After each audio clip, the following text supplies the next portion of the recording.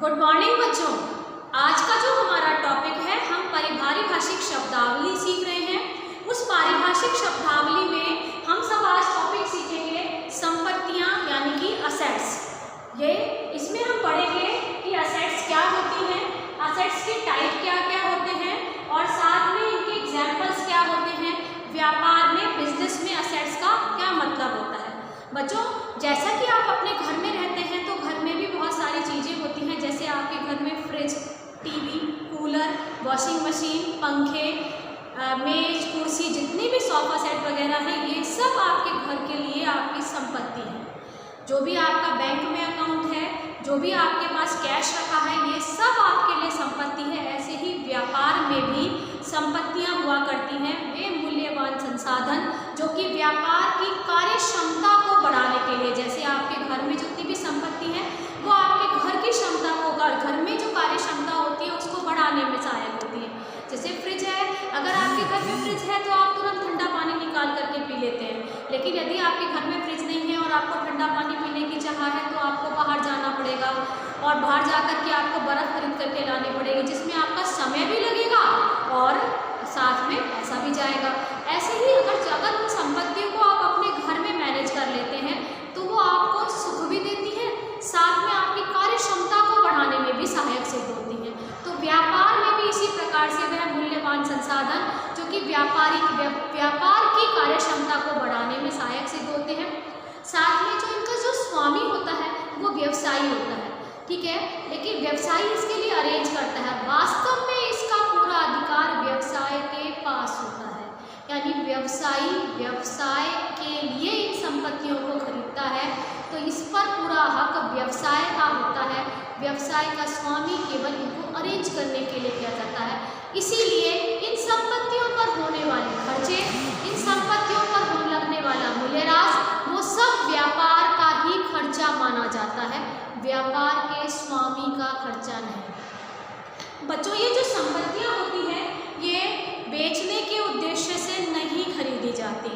यह व्यवसाय में संपत्ति जो होती है वो लंबे समय तक प्रयोग करने के लिए या थोड़े समय तक प्रयोग करने के लिए की जाती है, लेकिन यह संपत्ति को बेचते नहीं हैं। बेचते हैं तो जब ये पुरानी हो जाती है, जैसे आपके घर में एक स्कूटर है तो आपका स्कूटर जब तक आपके उपयोग में आ रहा है वो आपकी संपत्ति है, लेकिन अगर आप कभी उसे बेच देते हैं तो वो व्यापार नहीं कहलाता ना। ऐसे ही व्यापारी अपनी संपत्तियों को बेचता है तो वह व्यापार नहीं कहलाता, वह संपत्ति का विक्रय कहलाता है। तो संपत्तियों के प्रकार में हम सबसे पहले पढ़ते हैं स्थायी संपत्ति यानी फिक्स्ड असेट्स। वे संपत्तियां जिनका कार्यकाल यानी जो लंबा समय तक काम आए। अब लंबा समय का मतलब क्या है बच्चों? वे संपत्तियां जो 1 साल से ज़्यादा समय तक आपके व्यापार में प्रयुक्त की जाती हैं, वह स्थायी संपत्ति कहलाती हैं। जैसे व्यापार में अगर आप कोई दुकान में व्यापार चल रहा है तो वो दुकान मतलब उस बिल्डिंग, साथ में फर्नीचर, फ्रिज है दुकान में तो वो फ्रिज, और कोई मशीनरी लगी हुई है तो वो मशीन, कोई भी लैंड ले रखी है कि वो अपन ने खरीद रखा है, कोई प्लॉट खरीद रखा है या कोई लैंड खरीद रखी है, तो वो भी स्थायी संपत्ति अर्थात वे संपत्ति जिनका समयकाल 1 वर्ष से ज़्यादा समय तक का होता है, अर्थात जो 1 साल से ज़्यादा समय में काम आती है, वह स्थायी संपत्ति कहलाती है। यह संपत्ति उन्हें विक्रय करने के उद्देश्य से नहीं खरीदी जाती कि हम इनको बेच दें, इसके लिए हम खरीद रहे हैं, ऐसा ये पूरे विक्रय के उद्देश्य से नहीं खरीदी जाती। ये सब मूल्यवान संसाधन होते हैं।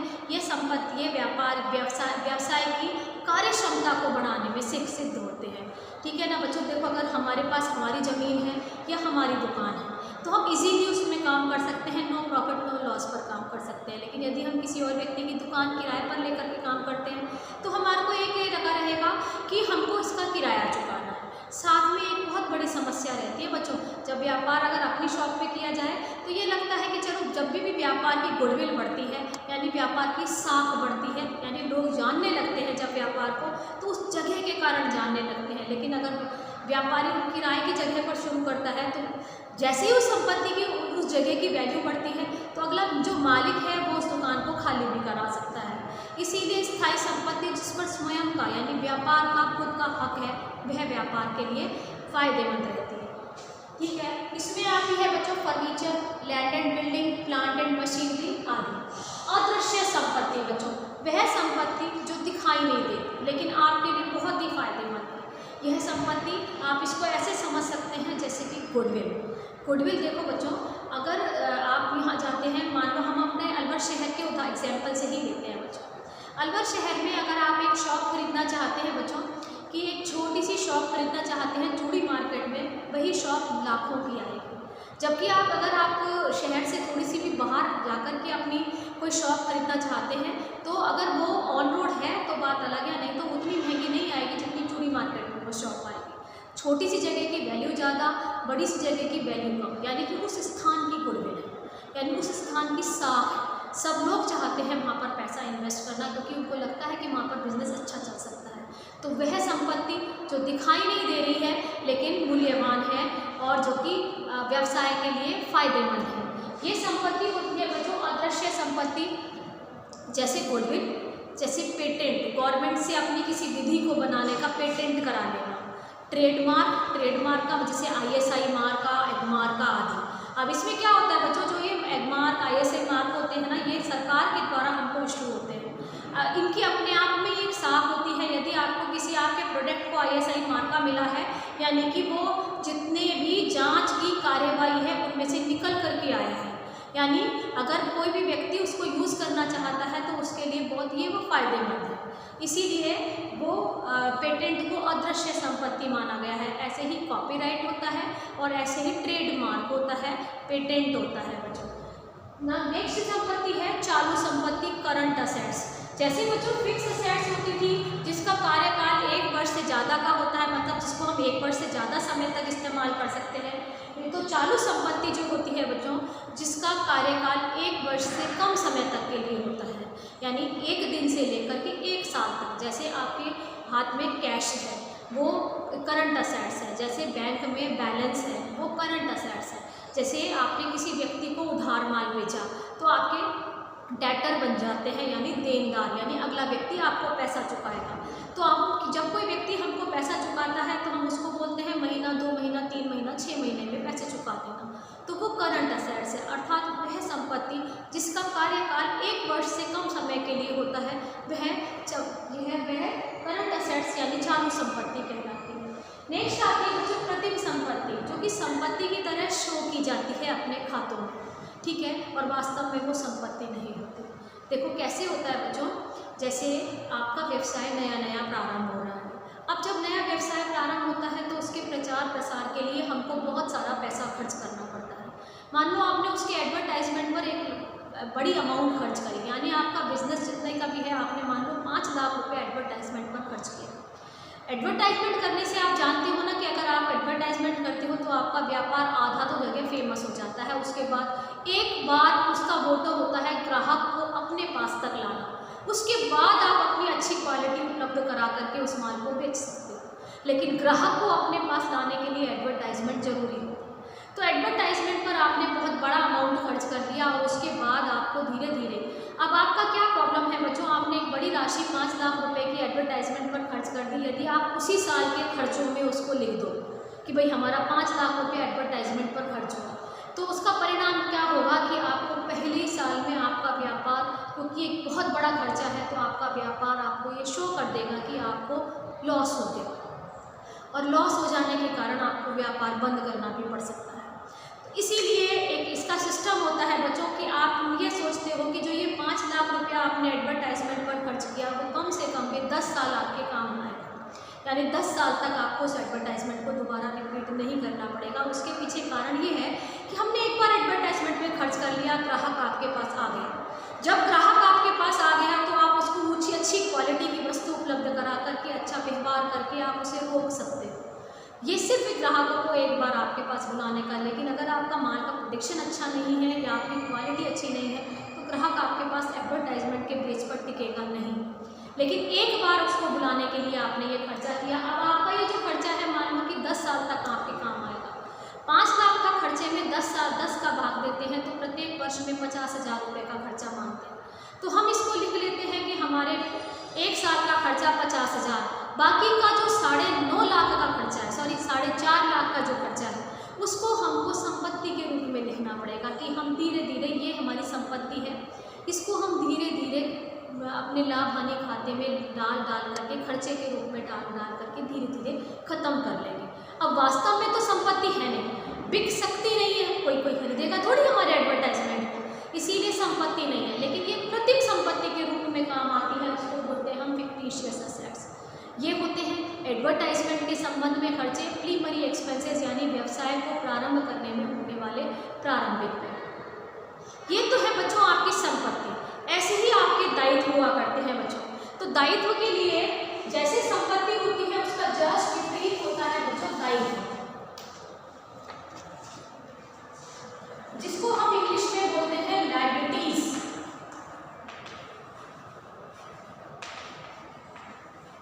यानी कि हमारे कर्तव्य, यानी कि जो हमें हमारे कर्तव्य पूरे करने हैं वह हमारे कर्तव्य, वह लायबिलिटीज कहलाते हैं। यानी व्यापारी को या व्यापार को, किसी भी व्यक्ति को जो चुकाना है, यानी उसके ऊपर जो बोझा है वह उसकी दायित्व है, और जो स्वयं की चीज है वो उसकी संपत्ति है। इसके जो प्रकार होते हैं, जैसे स्थायी संपत्ति थी, यहाँ पर स्थायी दायित्व होते हैं।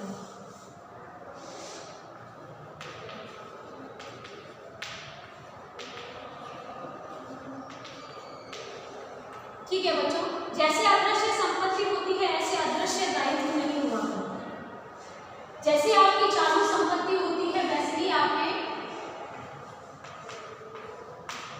करंट लायबिलिटीज होती है, चालू दायित्व होती है।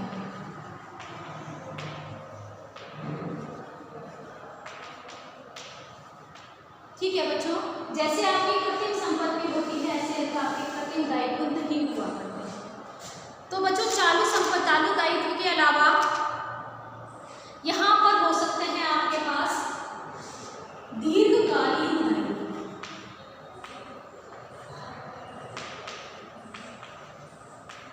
यानी लॉन्ग टर्म लायबिलिटीज।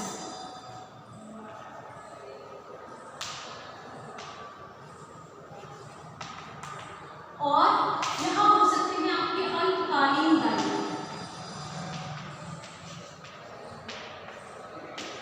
यानी शॉर्ट टर्म लायबिलिटीज। इसके अलावा हो सकते हैं बच्चों बाहरी दायित्व, और हो सकते हैं बच्चों आंतरिक दायित्व।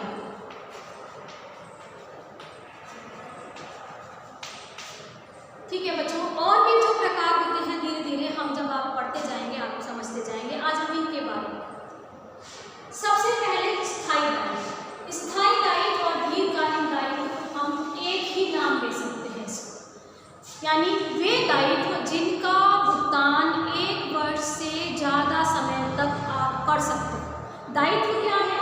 जो व्यापार को किसी व्यक्ति को राशि चुकानी हो वह आपके दायित्व है, यानी जो जिम्मेदारी पूरी करनी हो वह आपके दायित्व है। ठीक है, तो दीर्घकालीन दायित्व या स्थायी दायित्व एक ही होते हैं, अर्थात वह दायित्व जिनका भुगतान 1 वर्ष से ज़्यादा समय के बाद करना हो वह दीर्घकालीन दायित्व कहलाते हैं। जैसे आपने बैंक से लोन लिया, अब बैंक से लोन जो मिलता है वो आपको 3 महीने का भी मिल सकता है, 3 साल का भी, 5 साल का भी, 15 साल का भी मिल सकता है। तो जो भी 1 साल से ज़्यादा समय का आपने उधार लिया है वह आपका दीर्घकालीन दायित्व कहलाता है। ऐसे ही चालू दायित्व और अल्पकालीन दायित्व दोनों ही सेम हुआ करते हैं। चालू दायित्व का मतलब है जिसका भुगतान 1 वर्ष से कम समय में आपको करना है। जैसे बैंक से आपने ओवरड्राफ्ट की सुविधा ली, जैसे आपने कोई 1 साल से भीतर में चुकाने वाला कोई लोन लिया, यानी आपने कोई उधार माल खरीदा और आपको तुरंत उसका भुगतान करना है, वह आपके चालू दायित्व कहलाते हैं। बाहरी दायित्व का मतलब है जो कि संस्था से बाहर के लोगों को चुकाना है। ठीक है, संस्था से बाहर के लोगों को जो भी दायित्व चुकाना है वो एक्सटर्नल लायबिलिटीज कहलाती हैं। जैसे इसमें ये भी आ जाएंगे बच्चों, जैसे अगर आपने बैंक को कोई पेमेंट चुकाना है तो वो आपका बाहरी दायित्व कहलाएगा। और आंतरिक दायित्व क्या है? जो कि संस्था के अंदर के लोगों को, यानी व्यवसाय और व्यवसायी दोनों अलग अलग हैं। जब व्यवसायी को कुछ भुगतान करता है, जैसे देखो बच्चों क्या होता है, व्यापारी एक व्यक्ति होता है जो कि व्यापार अर्थात अपनी दुकान में कुछ पैसा डालता है, तो व्यापार का दायित्व है कि वह व्यापारी को कमा करके दे। तो व्यापारी की पूंजी उसके पास जो होती है वह उसका इंटरनल लायबिलिटी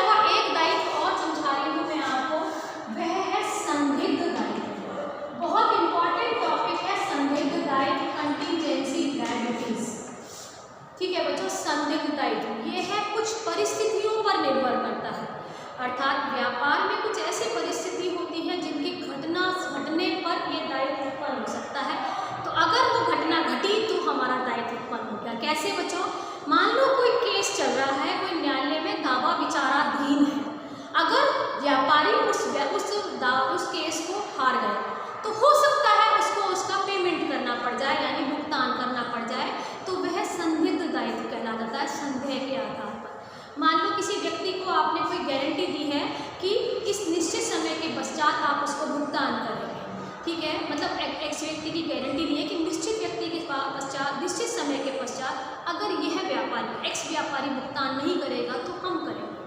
तो अगर एक्स व्यापारी भुगतान नहीं करता है तो व्यापारी आपको भुगतान करना पड़ेगा, वह संदिग्ध दायित्व कहलाता है। और भी बहुत कुछ होता है संदिग्ध दायित्व में, यानी जब किसी घटना के घटने पर यह निर्भर करता है तो यह संदिग्ध दायित्व कहलाता है।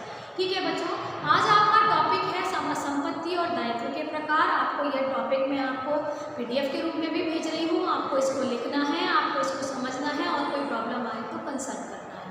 आज की क्लास में इतना ही। अभी पारिभाषिक शब्दावली अभी हमारी चलेगी, उसके बाद हम इसके टॉपिक शुरू करेंगे जिसमें हमारे को प्रैक्टिकल क्वेश्चंस करने हैं। तो प्रैक्टिकल क्वेश्चन करने से पहले आपको टर्म से परिचित होना चाहिए, इसीलिए मैं आपको ये टर्म सिखा रही हूँ। थैंक यू बच्चों।